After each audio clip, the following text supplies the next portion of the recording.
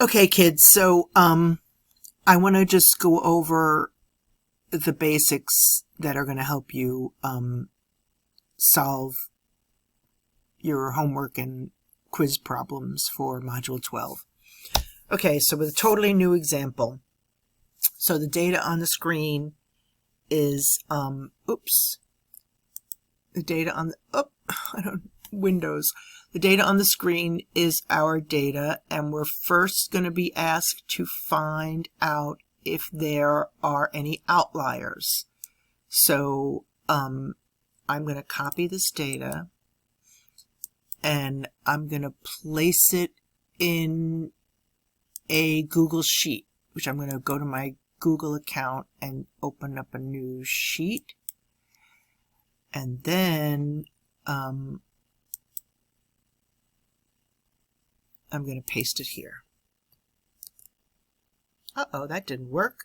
Well, it put it all in one column. So what I need to do is I need to do text to columns, right? So I'm going to say data, split text to columns, and there it did it. Look at that. Pretty easy, right? So I don't really need this row column. I just need the X and the Y.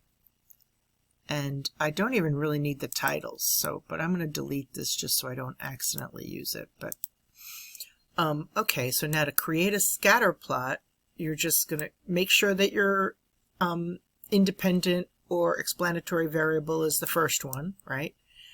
And then you're going to highlight all the data. I don't think you should highlight the titles, although I think you could. And then say insert chart. And it might give you a scatter plot, it might not. It did give you a scatter plot. So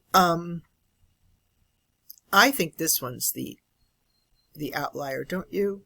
Like all this other data is pretty much in a line. So I'm going to say that's my outlier. So that is like it looks like the Y value is 40 and the X value is 4.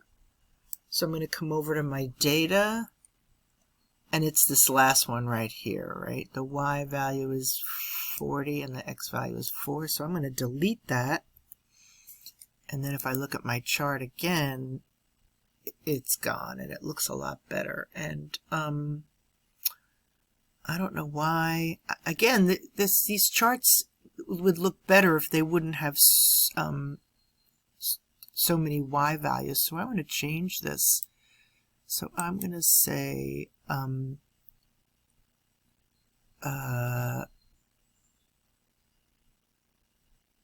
guess axis, right? I want to change my vertical axis, and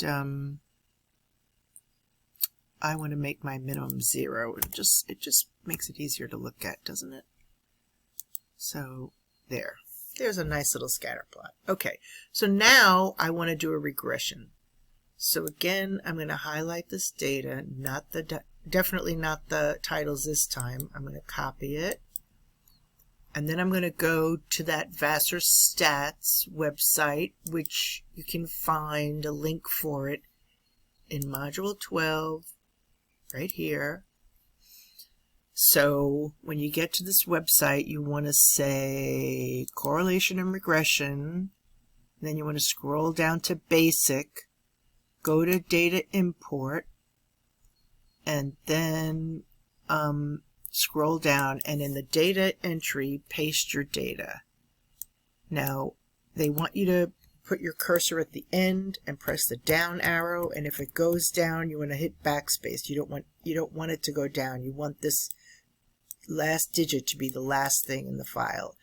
And once you've confirmed that it is, you click calculate, and it looks like you got a regression result, which says, well, here's your residuals, right? But if you scroll down, remember there's a lot of stuff we're not going to look at, and this line here is the one we're going to look at. So what is this telling us? Well, first of all, it's telling us that the formula is,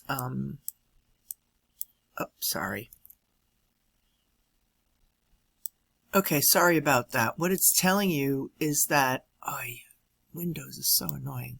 What it's telling you is that Y is equal to the slope times x, which is 5.12 times x plus 1.73. So that's the model that the linear regression came up with, okay?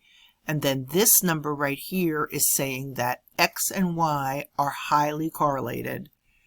They are positively correlated because r is a positive number, and it's very close to 1. So the correlation coefficient is 0.987, right? Very, very high. R squared, which is the coefficient of determination, is telling you that 97% of the variability in your y variable is captured by this model right here, this model right here, right? Y equals 5.512x plus 1.73. That model captures 97% of the variability in your y variable, and only 2 or 3% of it is not captured by the model. And the slope is telling you that every time x goes up by 1, y goes up by 5.12. Okay? So there you have it. Everything you need to know to do your homework. Short and sweet, without all the mistakes. I hope this was helpful.